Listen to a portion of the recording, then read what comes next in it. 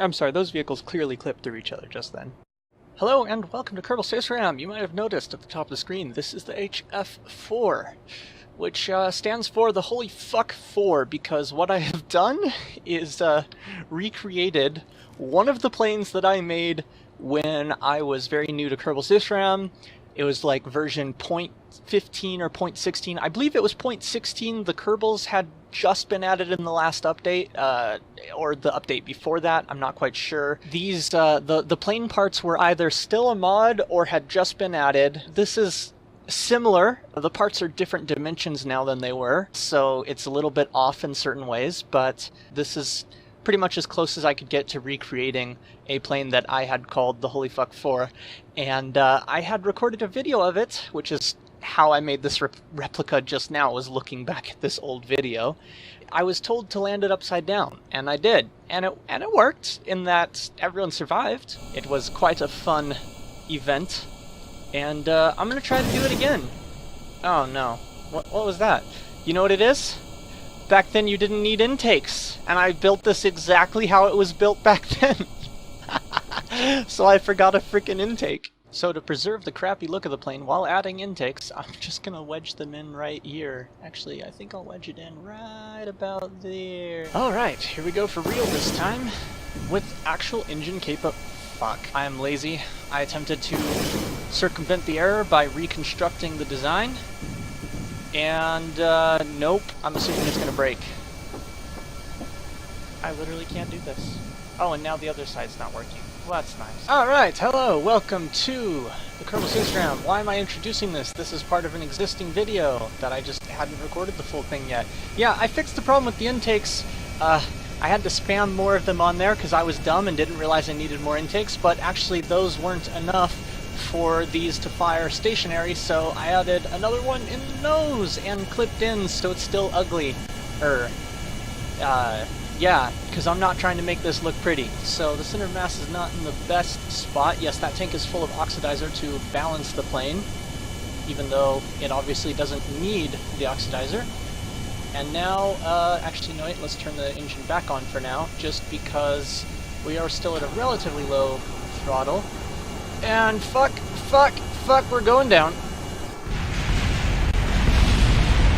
Bye.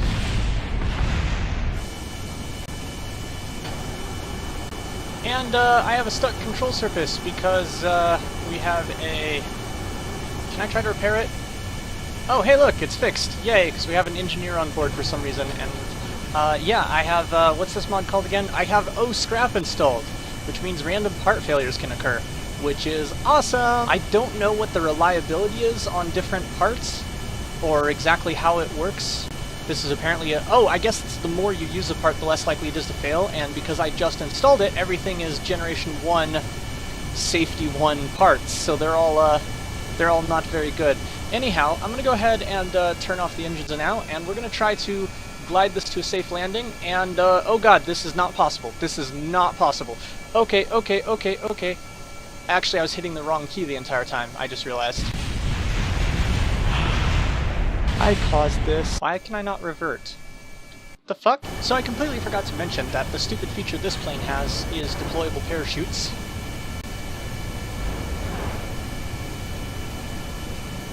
So you can try to land it safely with those, or slow it down after landing.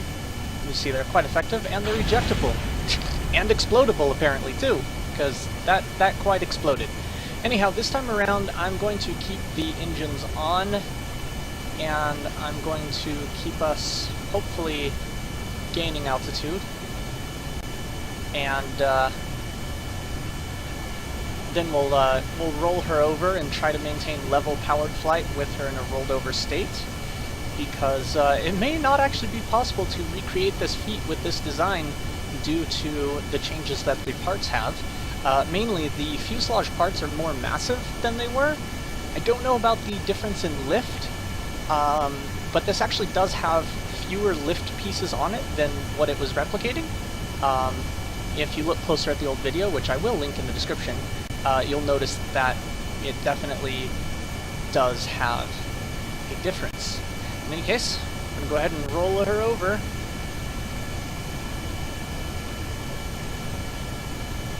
And we're now inverted flight, and I can demonstrate that we can get lift in inverted flight. I'm now going to use yaw primarily as a control method to get her over towards a direction I want to land in, which is off in that direction basically. Although she certainly doesn't like the idea. I think I might just give up and no, because this terrain in front of us is definitely too hilly.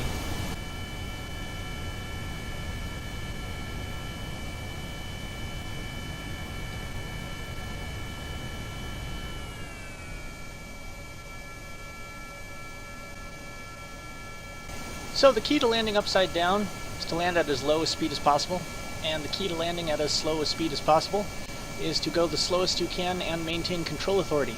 If I manage to lose control authority before making a touchdown, then I will start accelerating and falling faster as the plane starts to pitch down. And that is very, very close to happening right now. Although it looks like it's going to be a very smooth loss of control. We're now at the edge of control capability, maximum deflection, and we'll impact.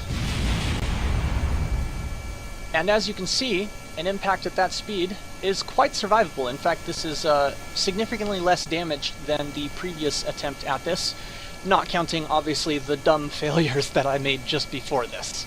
But yeah, it's quite possible. The engines and the Mark I fuselage are a lot less tolerant of crashing than these Mark III parts. These Mark III parts can hit at around 40 meters per second at a maximum. I'm not sure what the Mark I tanks can do, but it is less than that. There is an impact tolerance rating on parts in the VAB and SPH if you look closely. So yeah, there you go. Successful.